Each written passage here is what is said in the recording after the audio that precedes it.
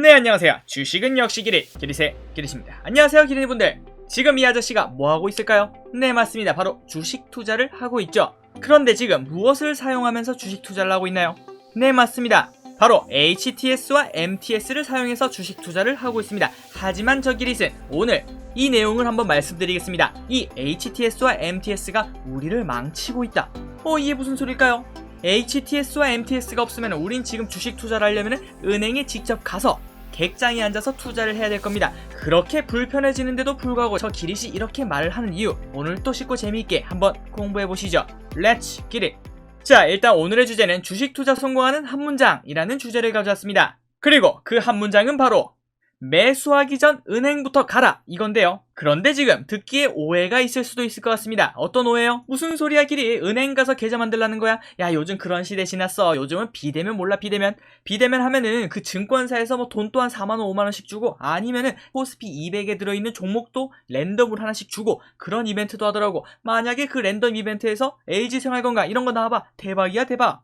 네, 맞습니다. 요즘은 비대면으로 이렇게 계좌 개설하는 게 유행이죠. 하지만 제가 말씀드리는 건 계좌 만들라는 말이 아닙니다. 한번 계속 이어서 보시죠. 자, 최근 작년부터 지금까지 엄청나게 많은 주린이 분들이 이 시장에 들어오시기 시작하셨습니다. 기사를 한번 볼까요? 주린이를 위한 염승환 주식 투자서 꾸준히 인기. 염승환 부장님이 쓰신 주린이가 가장 알고 싶은 최다 질문 탑 77이 새롭게 1위에 등극했다. 그만큼 주린이의 모든 간지러움을 긁어주는 책이라는 거죠. 그리고 그런 주린이를 노리는 나쁜 사람도 생기고 있다는 소식입니다. 고수익 카톡방에 혹했다가 목돈 날리는 주린이. 옛날부터도 존재했지만 요즘 정말 많이 성행한다고 하더라고요. 다시 한 번 더 말씀드리지만 이렇게 주식 오르고 자기가 다 확신할 거면 지가 하지 왜 우리한테 알려주겠습니까? 말이 안 된다는 거 다들 아시죠?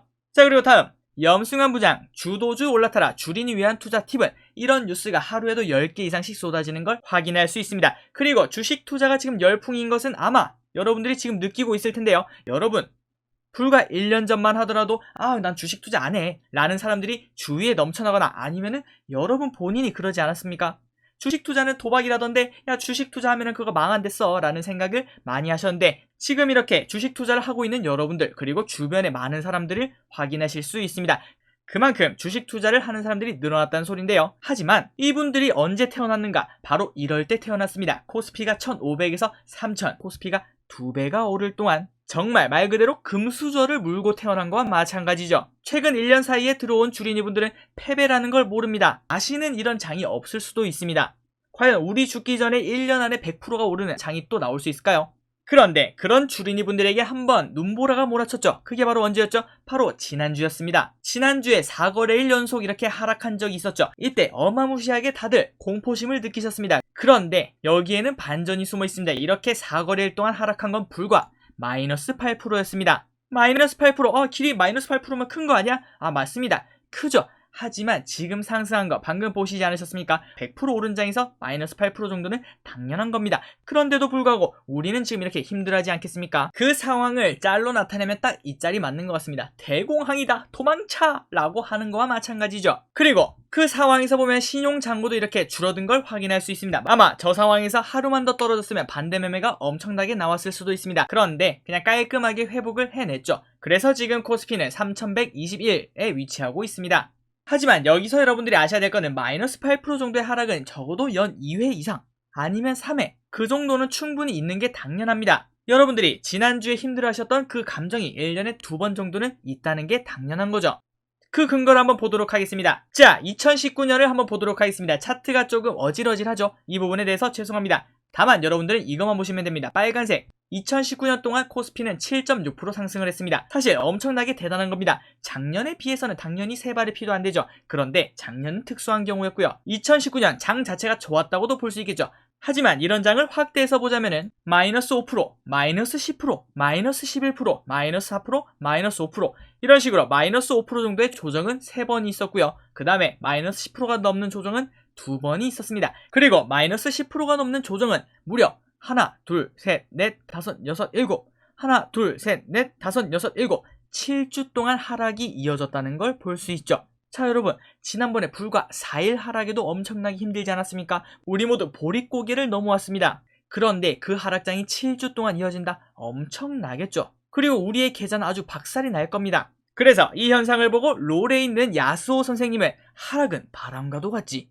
늘 내 곁에 있으니 라고 말씀을 하셨습니다.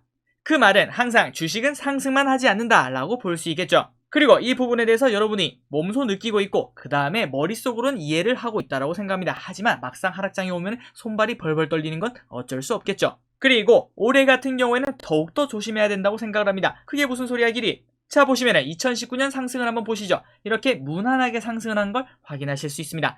하지만 작년 말부터 올해 초까지 상승 각도를 보시면은 말도 안 되게 상승하는 각도인 걸 확인하실 수 있죠. 그리고 여러분들이 알고 계실 겁니다. 상승이 가파르면 하락도 가파를 수밖에 없겠죠. 작용 반작용이라는 건 어디에나 있습니다. 그래서 저 기릿은 올해 안에 충분히 10에서 15% 조정이 와도 이상하지 않다라고 생각을 하고 있고 그거는 당연한 것이라고 생각합니다. 그렇다고 지금 저 기릿이 여러분 지금 하락장이 올 겁니다. 빨리 다 팔고 떠나세요 라고 하는 거는 절대 아니라는 거 한번 말씀드리도록 하겠습니다. 그래서 저 기릿은 언제가 되었던 N주 연속 하락 그러니까 2주가 됐든 3주가 됐든 아까 보셨다시피 7주 연속 하락을 하든 맞이할 준비를 해야 된다라고 생각을 하고 있습니다. 그 이유가 뭘까요? 맞습니다. 주식 투자는 오래 살아나오면 이기는 싸움입니다. 여러분들이 주식 투자 30년에서 50년 이상 할 거예요. 지금 하루하루 주가 그리고 하루하루 수익률은 딱히 의미가 없습니다. 그냥 주식시장에서 여러분들이 그냥 30년 동안 살아있기만 해도 자연히 돈은 따라오는 구조가 되어 있기 때문이죠. 하지만 100명의 투자자가 있다면 그 30년 동안 살아남는 투자자는 단 5명밖에 없다고 합니다. 그 5명이 특출나서일까요? 제가 봤을 때는 아닙니다. 그 5명은 그냥 욕심을 컨트롤할 줄 알았다라고 저 개인적으로 생각을 하고 있습니다. 어쨌든 계속 이어가겠습니다. 그 하락 시기를 알 수 있다면 모두가 부자가 되었을 것이죠. 그런데 그 하락 시기는 우리는 아무도 알 수가 없습니다. 아마 삼성전자가 어디까지 오르고 어디까지 내려갈지는 그 회사에 대해서 가장 잘 알고 있는 이재용 부회장도 모를 겁니다. 그렇기 때문에 우리는 지금 이 파티를 즐기는 건 맞습니다. 지금 이렇게 상승을 하고 더욱더 상승할 수 있는 그 기대감을 가지고 그 파티장에 있는 건 맞죠. 지금 당장 다 팔고 아유 난 이 파티에서 떠나겠어 라고 하는 거는 그것 또한 어리석은 선택이 될 수 있다고 생각합니다. 하지만 비상구 정도는 어디 있는지 확인하자는 의미죠. 1년에 두세 번 정도 파티장에 살짝 불이 나든 아니면은 큰 불이 나든 불이 날 건데 그때 가서 비상구를 찾지 말고 그냥 지금 미리 잠시 모두가 파티를 즐기고 있을 때 잠시만 한 발 물러나서 비상구가 어디 있는지만 확인하자는 겁니다.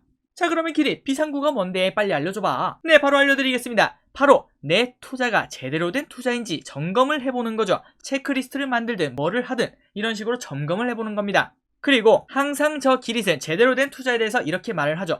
여러분들이 다른 사람한테 가족이나 친구가 되겠죠. 본인이 산 주식 혹은 살 주식을 20분 이상 설명을 할 수 있다면 제대로 된 투자라고 설명을 하고 있습니다. 그리고 이 투자가 만약에 실패로 돌아가서 마이너스 10%로 끝났다고 해도 여러분들은 실패를 한 게 아니에요. 왜죠? 주식 투자는 30년, 50년 이상 장기적으로 할 건데 그때 여러분들을 오랫동안 살아남게 해주는 그 원천은 바로 경험이기 때문입니다. 여러분들이 20분 동안 설명을 할 수 있다는 거는 그 회사에 대해서 제대로 된 공부를 했겠죠. 그런데도 불구하고 실패를 했으면 거기서 얻는 게 있을 겁니다. 아, 내가 이 부분을 간과했구나.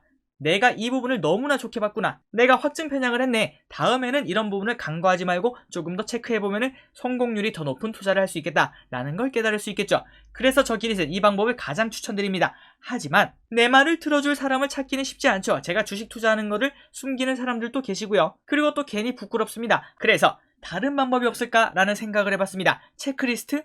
그렇죠. 체크리스트 같은 걸 만들어봐도 될 것 같습니다. 그래서 한번 저 기릿이 이렇게 적어봤습니다. 하면 안 되는 것들 정말 많겠죠. 그 중에서 몇 개를 추려봤더니 B2, 단타, 우량주라는 이름하에 많이 오른 종목 사기, 욕심, 실패 후 운이 없었어 라고 말하기, 조급함, 단기 자금 운용 이런 것들이 있을 수 있더라고요. 자, 하나하나 보도록 할까요? B2 그런데 애매합니다. 어느 정도의 적정한 B2는 여러분들을 도와줄 수도 있겠죠. 그리고 단타 이것도 애매합니다. 뭐 며칠이 단타인데 하루가 단타야? 이틀이 단타야? 3일이 단타야?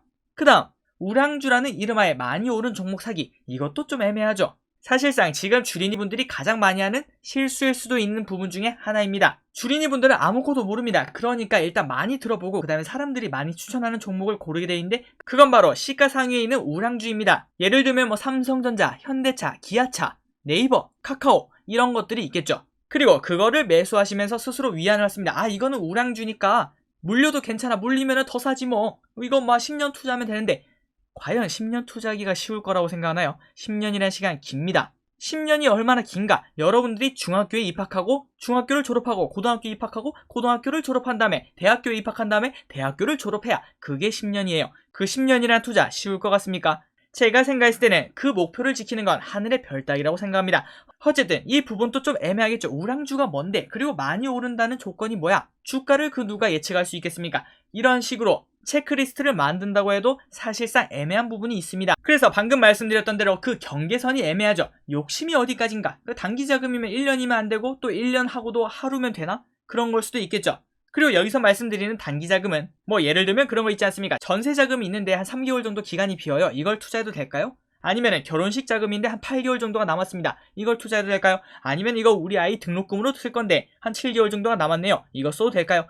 그런 것들을 단기 자금이라고 말을 하는데 그 부분에 대해서도 다른 영상으로 한번 다뤄보도록 하겠습니다. 일단 결론부터 말씀드리면 그런 돈은 안 건드는 게 좋습니다. 그런데 그것도 애매하겠죠. 1년이면 또 안 되고 1년 하고 하루면 또 되냐? 그럴 수도 있습니다. 그 다음에 기껏 진짜 장투하려고 딱 샀는데 갑자기 사자마자 상한가를 갔어요.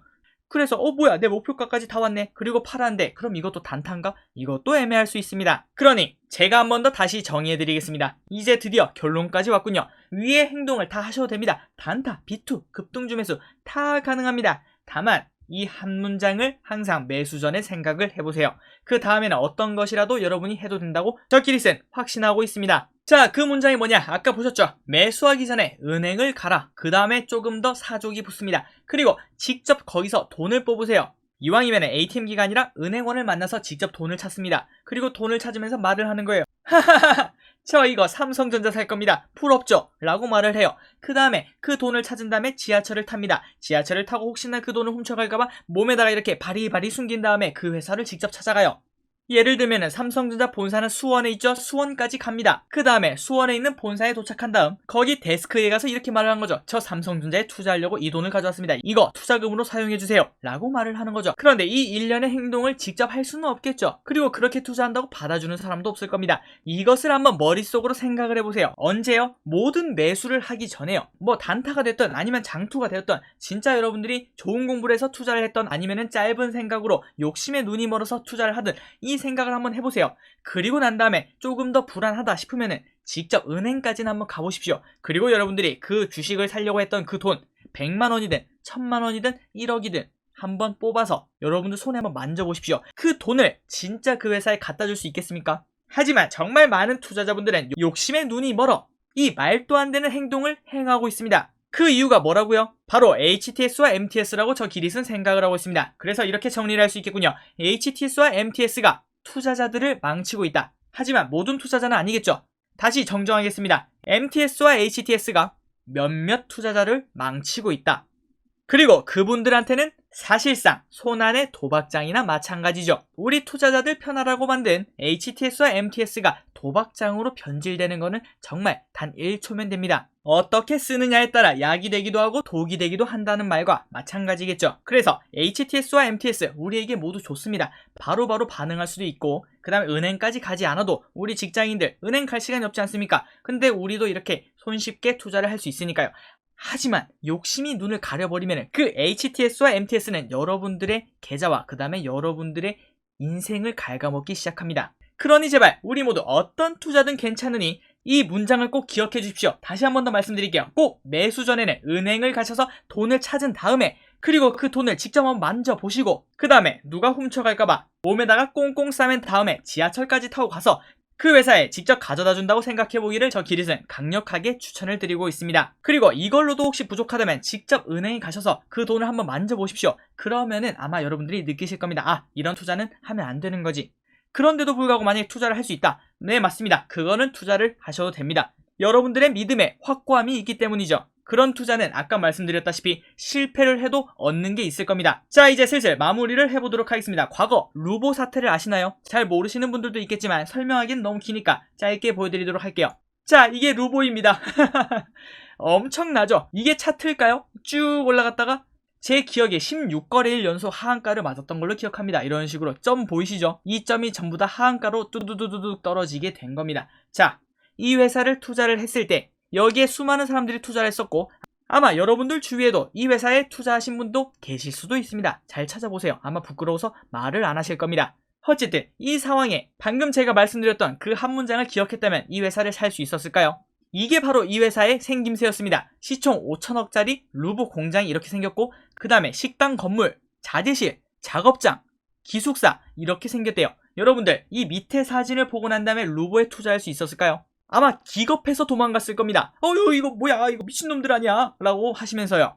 그리고 아까 말씀드렸다시피 그런 상상을 했는데도 불구하고 살짝 부족할 때 있죠. 그럴 땐 은행을 가보시라고 했지만 은행을 못 갈 수도 있지 않겠습니까? 우리가 지금 너무 바쁘지 않습니까? 그렇다면 네이버 지도를 한번 켜보세요. 그리고 네이버 지도에 들어갑니다. 그 다음에 여러분들이 원하시는 그 회사를 한번 보십시오. 한번 저 기릿은 마지막으로 다뤘던 휠라홀딩스를 보도록 하겠습니다.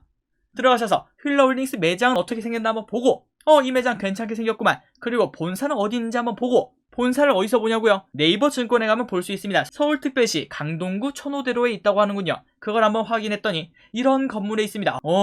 이 회사 되게 높구만. 그런데 이 회사가 전부 다 휠랄 게 아니라 17, 18, 19층인가요? 한 3개 층만 사용하고 있다고 하는데 어쨌든 최소한 이 정도라도 해보시기 바랍니다. 그러면은 여러분들의 뇌동매매를 조금은 줄여줄 거라고 저 기릿은 생각하고 있습니다. 자, 결론을 내려보겠습니다. 결론을 내리자면 정말 짧죠. 주식시장은 항상 오르기만 하지 않습니다. 내려갈 때 버티려면 제대로 된 투자를 해야만 합니다.